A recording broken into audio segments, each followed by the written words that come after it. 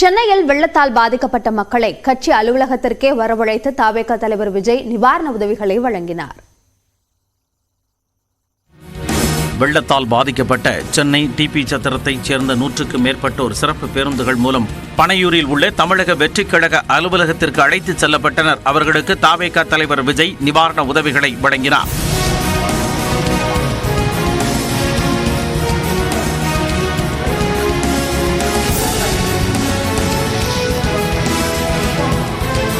நேரில் சென்று வழங்கியிருந்தால் தற்போது பேசுவதைப் போல சகஜமாக அமர்ந்து பேசி இருக்க முடியாது என்றும் தவறாக எடுத்துக்கொள்ள வேண்டாம் என்றும் விஜய் கூறியுள்ளார். நேரில் கொடுக்கணும் தான் நினைச்சேன். நான் நேரில் கொடுக்க முடியாத சூழ்நிலையில இங்கே எல்லாரும் ஃப்ரீயாக பார்த்து பேசி கொடுக்கலாம் தான்.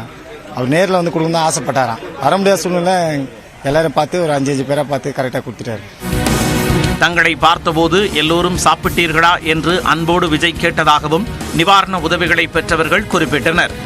எங்கள் வீட்டில் மழை ஃபுல்லாக தண்ணி வந்துச்சு. எங்கள் வீட்டில் இந்த மழைக்கு மழை தண்ணி வந்துச்சு. ஏன்னா பார்க்க முடியல. நாங்கள் கூட்டம் பேச முடியுது. நான் சாப்பிட்டீங்களா நல்லா இருக்குன்னு கேட்டார். நாங்கள் நல்லா இருக்கிறோம்னு சொன்னோம். விஜயை சந்தித்தது கனவு போல் இருப்பதாக சிலர் சிலாகித்தனர். எனக்கு ட்ரீம்ல இருந்தேன். நான் கனவுல தான் நம்ம பார்க்க முடியும்னு. ஆனா ஒரு அண்ணன் எப்படி ஒரு க்ளோஸா நம்ம கூட பிறந்த ரத்தம் எப்படி இருக்குமோ அந்த மாதிரி கூப்பிட்டு விசாரிச்சு எப்படி இருக்கீங்க ஃபர்ஸ்ட் எத்தனை சாப்பிட்டீங்களா அப்படிதான் கேக்குறாரு. ஆனா தவேக அலுவலகத்திற்கு அழைத்து வரப்பட்ட குழந்தைகளுக்கு சாக்லேட் மற்றும் பிஸ்கட்டுகளை விஜய் வழங்கினார். மழை தண்ணிலாம் வந்துச்சான்னு கேட்டார். வீட்டுக்குள்ள வந்துச்சின்னும் அப்புறம் சாக்லேட்டோ ஒரு பிஸ்கெட்டோ கொடுத்தாரு. தேங்க்ஸ்ண்ணா, நான் தான் உங்களுடைய ஃபேனுன்னு சொன்னேன். தேங்க்யூனாரு. அதைத் தொடர்ந்து மாநில அரசின் வெள்ள பாதிப்பு நடவடிக்கைகள் குறித்து தனது எக்ஸ் பக்கத்தில் விஜய் பல்வேறு விமர்சனங்களை காட்டமாக முன்வைத்தார். அதில் குறைந்தபட்ச முன்னெச்சரிக்கை நடவடிக்கைகளை கூட செய்யாமல் மக்களை பரிதவிக்க விடும் ஆட்சியாளர்களை என்னவென்று சொல்வது என்று கேள்வி எழுப்பியுள்ளார். பேரிடர் காலங்களில் மக்களை காப்பது அரசின் தலையாய கடமை என்பதை கூட ஆட்சியாளர்கள் மறந்து விடுவதாகவும் விஜய் குறிப்பிட்டுள்ளார். எல்லாவற்றையும் மக்கள் மறந்து விடுவார்கள் என்றிருந்த எவரும் மக்கள் மன்றத்தில் நீடித்து நிலைத்ததே இல்லை என்பதுதான் வரலாறு என்று கூறியுள்ள விஜய் எதிர்க்கட்சிகள் மீது ஏளனமாக விமர்சனம் வைத்து காவி வர்ணம் பூசி நாடகமாடி தப்பித்துக் கொள்ளலாம் என்று தற்போதைய ஆட்சியாளர்கள் நினைப்பதாகவும் சாடியுள்ளார். இந்த பேரிடர் காலத்தில் மக்களோடு மக்களாக கரம் கோர்த்து நிவாரணப் பணிகளில் ஈடுபட வேண்டும் என்றும் தவேக தொண்டர்களுக்கு விஜய் அறிவுறுத்தியுள்ளார். புயலால் ஏற்பட்ட கனமழை காரணமாக விழுப்புரம், திருவண்ணாமலை மாவட்டங்களில் இயல்பு நிலையை மீட்டெடுக்க அரசு துரிதமாக செயல்பட்டு வருகிறது. கடலூரில் வெள்ளத்தால் பாதிக்கப்பட்ட பகுதிகளை துணை முதலமைச்சர் உதயநிதி ஸ்டாலின் ஆய்வு செய்தார்.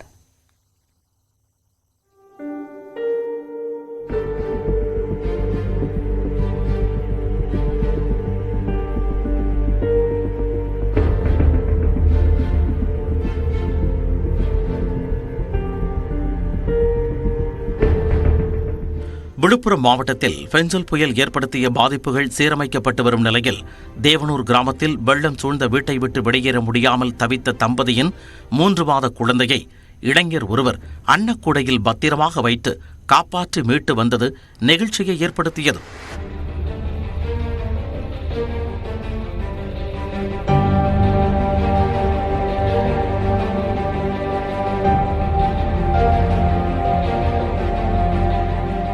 விழுப்புரம் பேருந்து நிலையத்தில் சூழ்ந்த மழைநீரை அகற்றும் பணியில் தூய்மை பணியாளர்கள் மும்முரமாக ஈடுபட்டனர். 10க்கும் மேற்பட்ட ராட்சத நீர் இறைப்பான்கள் மூலம் மழைநீரை அகற்றும் பணிகளை நகராட்சி அதிகாரிகள் மேற்கொண்டனர். இதனிடையே கடலூரில் வெள்ளத்தால் பாதிக்கப்பட்ட பகுதிகளை துணை முதலமைச்சர் உதயநிதி ஸ்டாலின் ஆய்வு செய்தார்.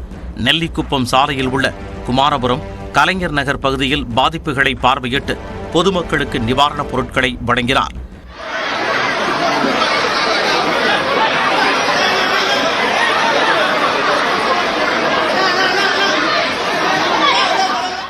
பெரிய கண்டனார்குப்பம், பெரிய கங்கனாங்குப்பம் பகுதிகளை ஆய்வு செய்த துணை முதலமைச்சர் வெள்ள சேதங்கள் குறித்தும் பொதுமக்களுக்கு வழங்கப்பட்ட நிவாரணப் பொருட்கள் குறித்தும் அதிகாரிகளிடம் கேட்டறிந்தார். பின்னர் செய்தியாளர்களிடம் பேசிய அவர் அனைத்து அமைச்சர்களும் களத்தில் இருப்பதாக கூறினார். எல்லா இடத்துலயுமே முன்னெச்சரிக்கை ஏற்பாடுகள் செய்யப்பட்டிருக்கு. எல்லா இடத்துலயுமே முதலமைச்சர் உட்பட அனைத்து அமைச்சர்கள், மாவட்ட அமைச்சர்கள், பொறுப்பு அமைச்சர்கள், அரசு அதிகாரிகள் அனைவருமே களத்தில் தான் இருக்காங்க. கடலூரில் மின்சார பாதிப்பால் ஏற்படும் உயிரிழப்புகளை தடுப்பதற்காகவே மின்சாரம் வழங்கப்படாமல் இருப்பதாக ஊரக வளர்ச்சித்துறை கூடுதல் தலைமைச் செயலாளர் ககன்தீப் சிங் பேடி தெரிவித்தார். நியூஸ் 18 தமிழ்நாட்டின் சொல்லதிகாரம் நிகழ்ச்சியில் ஆசிரியர் கார்த்திகை செல்வனுக்கு தொலைபேசி வாயிலாக பதிலளித்த அவர் கடலூரில் படிப்படியாக மின்சாரம் வழங்க நடவடிக்கை எடுத்து வருவதாகவும் கூறினார். நிறைய ரெஸ்பிரேஷன் ஃபாலோ அப் பண்ணோம். நேத்து வந்து we asked them to cut off electricity in those areas so that அங்கே வந்து எதுவும் எலக்ட்ரிகேஷன் வரக்கூடாது. ஸோ டச் வுட் அதனால் வந்து எலக்ட்ரிகேஷன் வரல. இந்நிலையில் திருவண்ணாமலையில் செய்யாறு, கொடநகர், தேவநேரி குப்பம் பகுதியில் அமைந்துள்ள குடியிருப்புகளை சுற்றி மழை நீருடன் கழிவுநீர் தேங்கிய நிலையில் கால்வாய் அமைத்து தர கோரி அப்பகுதியைச் சேர்ந்த 100க்கும் மேற்பட்டோர் சாலை மறியலில் ஈடுபட்டனர்.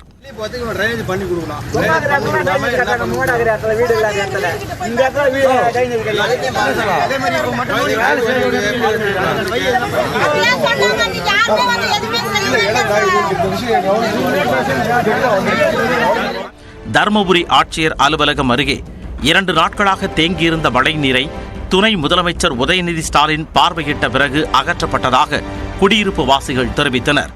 பேஷண்ட்டுங்க நாங்கள் 2 பேரும் குழந்தைங்களை வச்சுட்டு அவஸ்தப்படுறோம்னு சொன்னதும் அவங்க வந்து ஃபயர் ஆஃபீஸ்க்கு சொல்லி அவங்க வந்து இப்போ ஹெல்ப் பண்ணி செஞ்சிட்டு இருக்காங்க.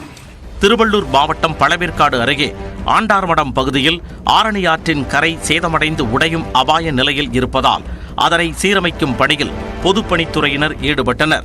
இதனிடையே புதுச்சேரி கிருமாம்பாக்கம் பகுதியில் வெள்ளம் சூழ்ந்த நிலையில் அறுபடை வீடு மருத்துவக் கல்லூரி தண்ணீரில் தத்தளிக்கும் நிலை ஏற்பட்டது.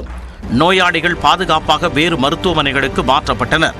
மருத்துவக் கல்லூரி விடுதியில் தங்கிய மாணவர்களும் டிராக்டரில் பயணித்து பாதுகாப்பான இடங்களுக்கு சென்றனர்.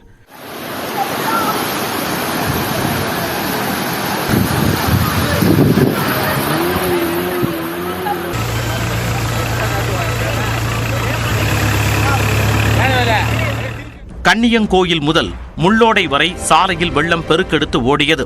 வெள்ள பாதிப்பால் புதுச்சேரி பிள்ளையார்குப்பம் பகுதியில் உள்ள தடுப்பணை முற்றிலும் மூழ்கியது.